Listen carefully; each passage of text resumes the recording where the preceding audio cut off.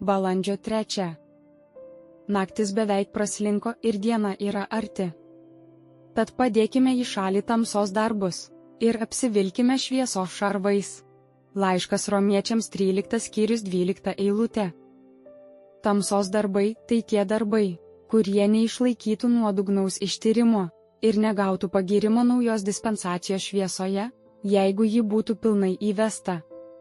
Atsiminkime, kad priklausome prie tos naujos dispensacijos, o ne prie senosios, ir todėl privalome gyventi santaikoje su mūsų pilietybė ir atsakomybė šviesos kunigaikščiui ir būti opozicijoje tamsos kunigaikščiui, jo darbams ir elgesio būdui. Šėtono valdymo niūri naktis žemėje eina į pabaigą. Džiaugsminga Kristaus valdymo diena artėja.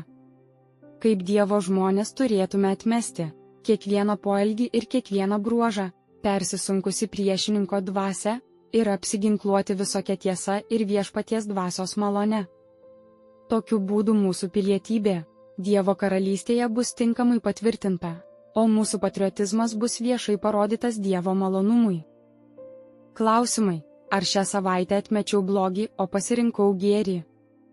Kaip, kas man tame padėjo, kas trukdė? Kokios buvo pasekmės? Naktis beveik praslinko ir diena yra arti. Tad padėkime į šalį tamsos darbus ir apsivilkime šviesos šarvais. Laiškas Romiečiams 13 skyrius 12 eilutė.